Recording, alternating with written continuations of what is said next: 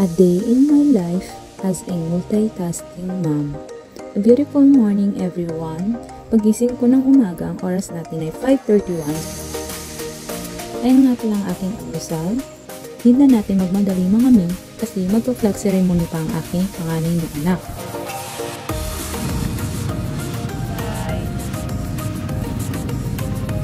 Sabay na nga kaming papasok ni Habi dahil siya ay nag-work din sa TSU bilang head utility. So dito pala tayo nagsha-shortcut sa likod ng TSU Lucinda. Ayan na mga mi at malapit na tayo sa school. Dito na tayo mga mi.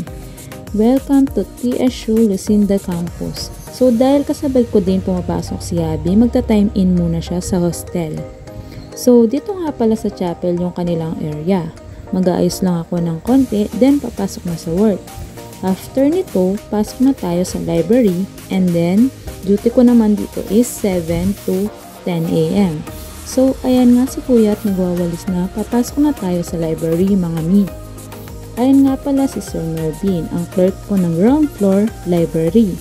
So, as you can see, pag morning, konti pa lang yung student, puntahan naman natin yung kung saan ang area ko. Ayan, dito po pala yung area ko is nasa pagitan siya ng internet section and ng mga tables. So, ang everyday routine ko dito is pagkiklipping. So, nagkiklipping ng mga everyday news na ilalagay sa dyaryo. So, ako pa lang mag-isa and mamaya papapasok yung mga ka-essay ko. Dahil shifting schedule po kami dyan. After nyan, salamin muna tayo ng konti and punta tayo sa mga thesis area na kung saan aayusin muna natin dahil medyo magulo na mga shelves. So, inaayos ko yung mga books by numbering.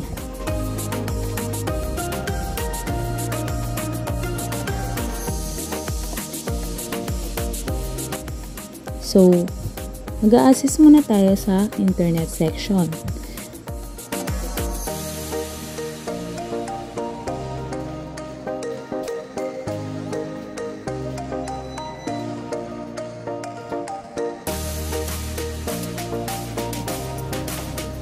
After nito, punta muna tayo sa OPAC, then update natin para makapag-search ng mga books yung mga student na gustong maghanap ng mga reference books. So, natapos na yung duty natin mga mi, daan lang tayo sa chapel para magpaalam kay Habi. So, ang pasok ko is 10:30 a.m. Pupunta na ako sa building ng Edo. So, andito na tayo sa room 407B. As you can see, marami din maagang pumapasok. Dito nga pala yung upuan ko at magre-review muna tayo dahil may long quiz sa STS mamaya. And oras na nga, 10:30 a.m. na, so andito na si Sir Nino. So, break time na. Babalik tayo ng 1 p.m. Magla-lunch muna tayo sa labas ng school. Ayan. And 1 p.m. na naman, andito na tayo sa second subject. Ang paborito kong subject, art appreciation. Hilig ko talaga yung photo-drawing. So, natapos na lahat ng subject natin, guys. Uuwi na tayo. Ayan, sabay kami uuwi ni Habi. Nga pala, dadaan muna tayo sa grocery store. Mag-grocery muna tayo. Ito na pala ang mga napamili ko.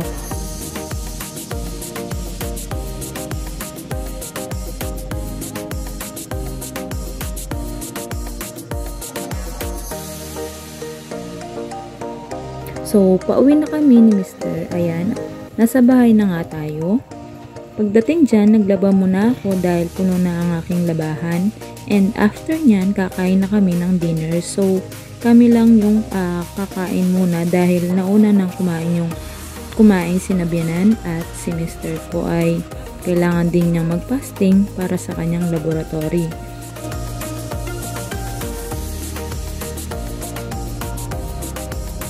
After namin kumain, maghugas muna ako ng mga plato.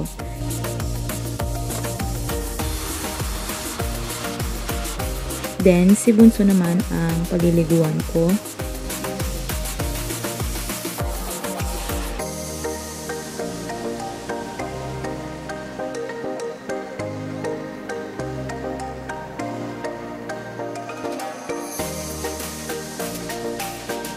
After ni Bunso ay aasikasuhin ko naman si Kuya dahil kailangan ko siyang i-review para sa kanyang exam para bukas.